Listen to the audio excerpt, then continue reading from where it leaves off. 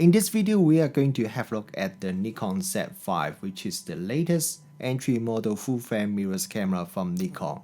If you have been looking at the Z5 but also looking at the Z6 but not too sure what's the difference between these two cameras or which one is the better camera for you, then I'm going to talk about the difference between these two cameras, share with you some of my test results that I have done with these two cameras, and I'm also going to tell you which one would be the better camera for you.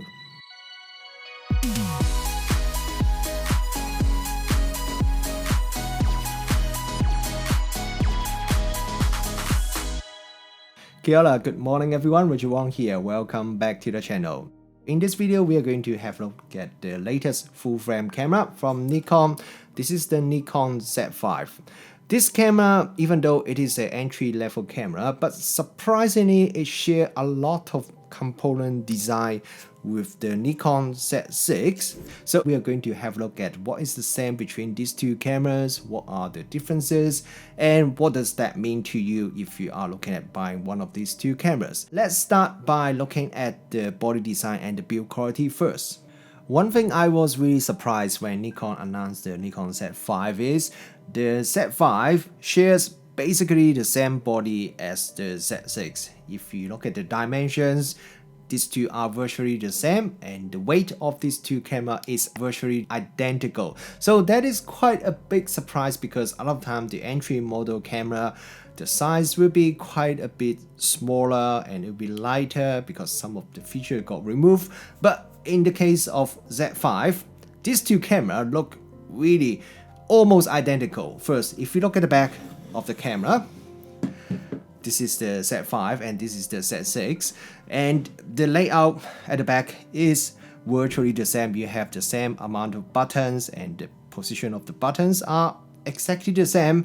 At the top we have the electronic viewfinder here, and very surprisingly Nikon put the same electronic viewfinder from the Z6 into the Z5, which is something that is very unusual. Most of the time when you have an entry model camera, the electronic viewfinder will be a downgrade one, will be lower resolution, or the magnification would be a little bit lower, but this is not the case for the Z5. You still have the same 3.7 million dots EVF with the same 0.8 magnification, so that is very surprising. But of course that's a very nice surprise because the EVF on the Z6 is absolutely fantastic. It looks very nice, the colors very nice, the sharpness is very nice, and also very smooth. So it is great that you have the same electronic viewfinder on the entry model full frame camera.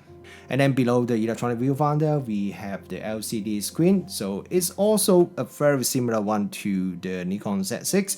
It's the vertical tilting one, so you cannot flip it out, or you cannot unlike the Z50, you cannot flip it by 180 degrees, so you can only flip it a little bit. And the resolution of this LCD screen is only 1 million dots, which is half the resolution of the one on the Z6. But when I use it in real life, I can't really tell the difference between these two LCD screens. They look pretty much identical to me. Now, if you look at the top, then you will notice there is quite a bit of difference.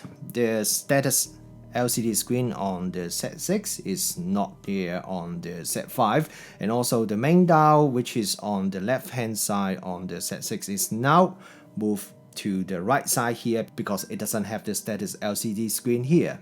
Even though the Z5 is Nikon's entry model full frame mirrorless camera, the dial design is pretty much the same as the one on the Z6. You have the PASM mode and also the U1, U2, U3, the custom setting mode, and also the auto mode. So yeah, the same as the Z6. The only difference is the Z6, it does have like a lock button in the middle of the dial, while the Z5 doesn't have it. And also the Z5, the dial feels a little bit more plasticky compared to the one on the Z6. If you have watched some of my previous reviews before, you may have remembered I said I really love the grip design on the Nikon Z6. That feels very comfortable, it's very deep, and just holding it even with one of the bigger lens, it still feels very comfortable, feels very confident even if you have to hold it by just one hand. And the Z5, because it has virtually the same body design as the Z6, so that means the grip on the Z5 is also the same and it also feels fantastic. It's very deep, it feels very comfortable. Right now I just have the very small 24-50 lens on it, but I have tried put some of the bigger Nikon lens that I have on it and it still feels very comfortable. The grip on the Z5 is probably one of the best grip design in the market right now. If you look at this side of the camera, we have all the connectors here. We have a USB-C port that can be used to charge or power the battery. We have the HDMI port, we have the remote port, we have the headphone jack and also the microphone jack. So for entry model camera, there's really nothing much you can compare because it has pretty much everything. If I really have to nitpick, is that the HDMI port is not a full-size one, just like the Z6 is the midi size one. I would definitely prefer to have a full-size HDMI port, but for entry model camera, I think this is quite acceptable. Okay, now if we look at the other side of the camera, we have the memory card slot here and we have dual memory card slot. This is something that a lot of people complain when the Z6 was released because it only has single card slot, and unlike the Z6 which used the XQT, which is now the CF Express, the Z5 has dual SD card slot, which I think most users Nikon is targeting would definitely prefer to have the SD rather than the CF Express, because the CF Express cards are still quite expensive, and also most users would probably have SD cards so that they don't have to buy any new cards when they buy a camera like the Nikon Z5. And also another very good thing is both of these SD card slots, they are UHS-2, which is the high-speed one, which is something quite rare for entry model camera that have two high-speed card slot, because just like the Panasonic S5 that I have just reviewed, even the S5, which is I think is a slightly higher model than the Z5, that camera only has one UHS-2 high-speed card slot. So it is really great to see Nikon put two high-speed card slot on this camera. The Z5's mechanical shutter can go up to 1/8000 seconds, which is really good. If you are a Nikon user, you would know that a lot of time Nikon only put a 1/4000 second shutter on most of the mid-range camera. So it's great that you have the same maximum shutter speed as the Z6 on this camera, and also the electronic shutter can also go up to 1/8000 second. In terms of burst speed, it is 4.5 frames per second with continuous autofocus, so this is about 1 frame per second lower than the Z6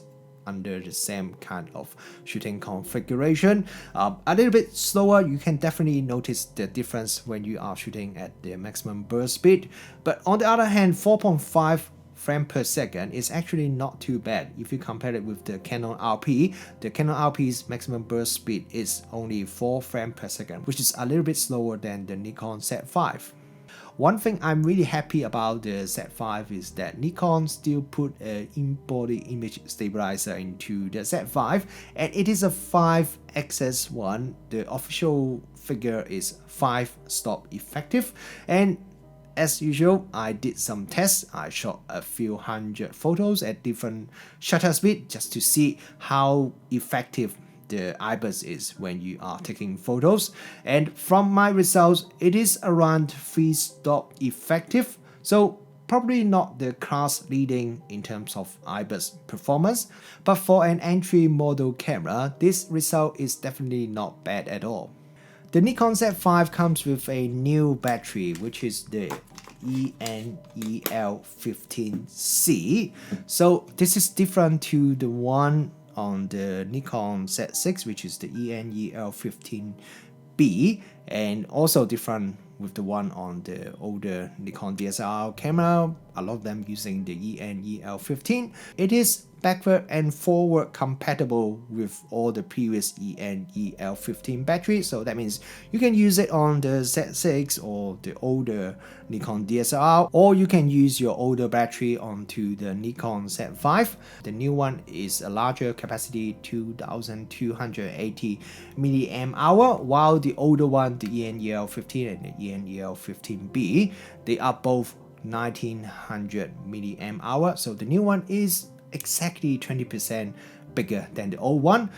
Okay, next let's talk about the image sensor and also the image quality. The Z5, it has a 24 megapixel full frame sensor, which seems to be the same as the Z6, but it's not, because the Z5 actually uses a different sensor compared to the Z6. The Z5 sensor, it doesn't have the backside illuminated design, which means the high ISO output is probably not quite as good as the Z6, even though the resolution is exactly the same. I've shot some comparison photos using these two cameras, so let's have a look at the results. First, let's have a look at the JPEG output from both cameras. Up to ISO 3200, the two cameras JPEG output, the image quality is still fantastic.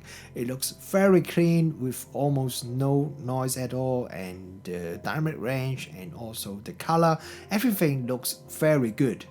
And then when we go up to 6400 and 12800, each step only degrade the image quality very slightly, but the output from both cameras still look very nice and very similar. When we go up to ISO 25600, then we can now see the picture quality is starting to drop quite a bit. Comparing the two JPEG output, the JPEG from the Z6 seems to be a little bit better than the JPEG from the Z5, as it managed to retain the details a little bit better. And when we go up to ISO 51200, you can now see the Z5, it's starting to lose quite a bit of finer details. And when we go up to ISO 102,400, which is the top ISO that the Z5 can go up to, the JPEG from the Z5, the quality is really not that good, and I'll probably just keep it for emergency use only. And the JPEG from Z6, I think, is around borderline usable. It's a bit better than the JPEG from Z5, but you can definitely see it. The image quality is starting to degrade quite a bit.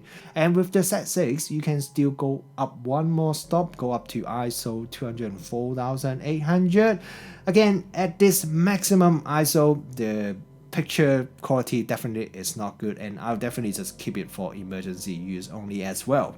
Next, let's have a look at the raw output from these two cameras, and let's start from ISO 3200. At ISO 3200, the raw file from both cameras look very nice. If you zoom in, the Z5 does have a little bit more noise in the shadow area. Go up one stop to ISO 6400, there is a little bit more noise, but the picture quality is still pretty decent. When you go up to ISO 12800, the Z5 raw file starting to be quite noisy, while the Z6, the raw files still look pretty good. At ISO 25600, the raw file from the Z5 become really quite noisy. And when we go up to ISO 51200, the Z5's raw file, the noise level increased quite a lot again. The Z6 raw file at 51200 looks very similar to Z5 raw file at 25600. At Z5's maximum ISO 102,400, the raw file, you really need to do quite a bit of post-processing and noise reduction if you want to use the photo shot at this very high ISO. If you compare these two cameras, the Z6 definitely has better high ISO performance. I would say probably around one stop better than the Z5. But having said that, the Z5 with its image that is quite usable even if you shoot up to ISO 51200. So I think it is not bad at all for a entry-level camera.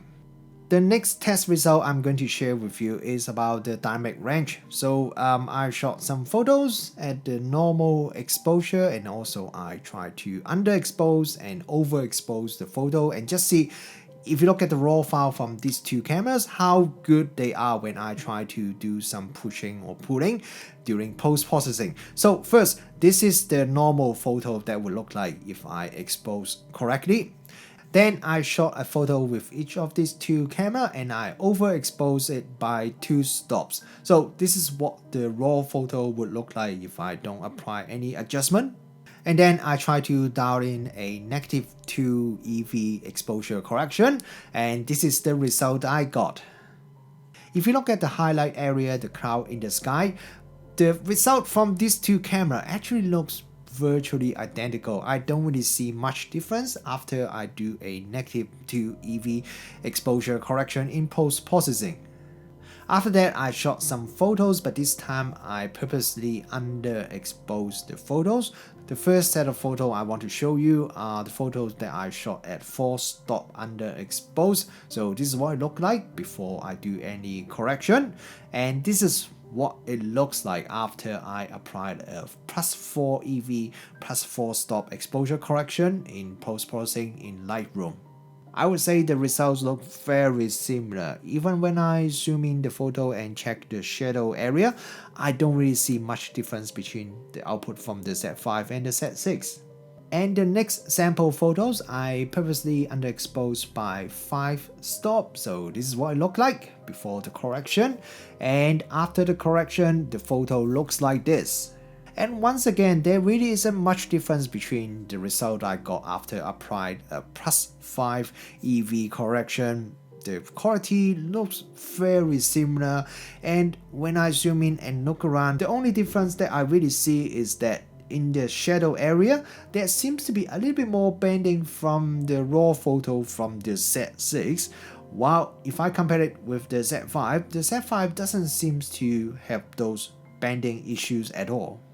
And after that, I tried to push these two raw files by 2 more stops. That means I applied a total of 7 stop exposure correction to these two raw files. I just want to see whether I can extract any more details in the shadow if I applied a very crazy 7 stop correction in post-processing. And I would say the amount of shadow details that I can recover from both cameras is very similar, but again, I definitely see more bending from the Z6 raw file. Maybe Nikon managed to improve the sensor design so that there is less bending when you compare the Z5 with the Z6, but that is definitely quite surprising. And another thing I also noticed is the Z6, there seems to be a bit of color shift in the shadow area, while the Z5, even if I look at the shadow area after 7 stop pushing, there is not much color shift at all. So I'm definitely a little bit surprised because when I look at the result, it seems like the raw file from the Z5 actually has a little bit more dynamic range and a little bit cleaner compared to the raw file from the Z6. So far, everything we talk about the Z5 and Z6 are very similar.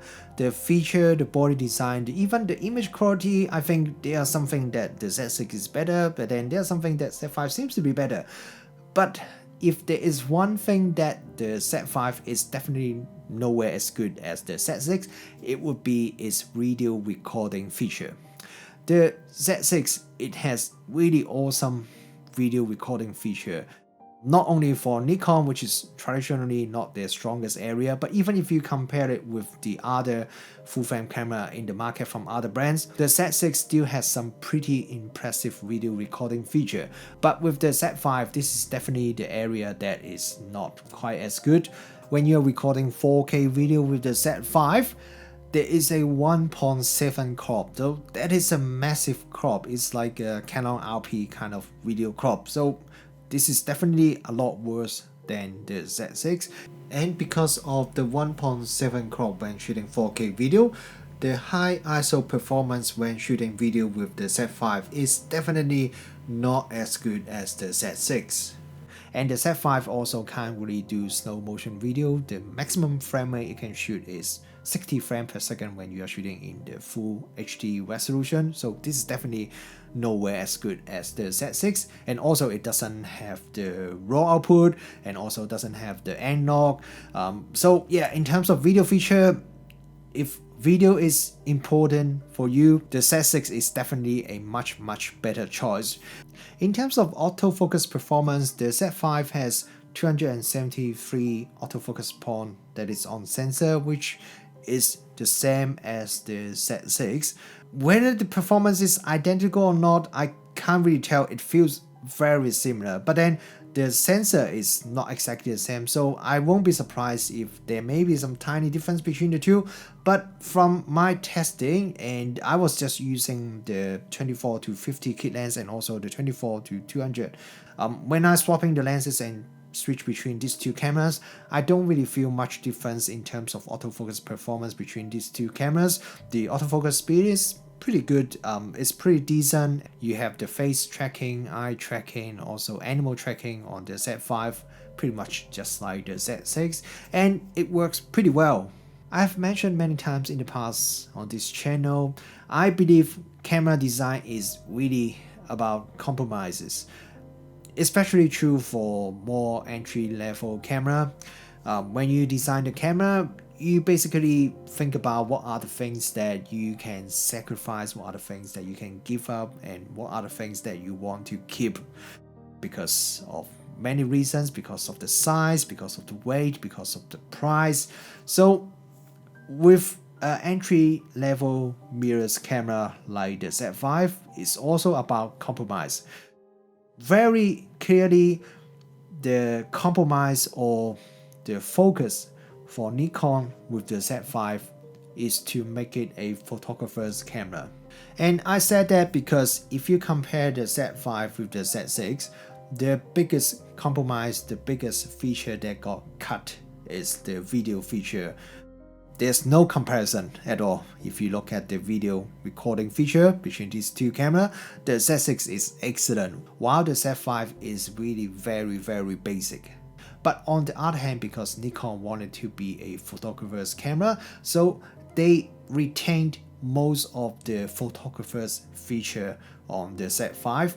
Let's start with the electronic viewfinder. It is the same resolution, it is the same very nice electronic viewfinder. So if you are the first time that use a mirrorless camera, you'll probably be very surprised by how good this electronic viewfinder is. Nikon didn't really actually downsize it at all compared to the Z6, so it is a medium-sized camera.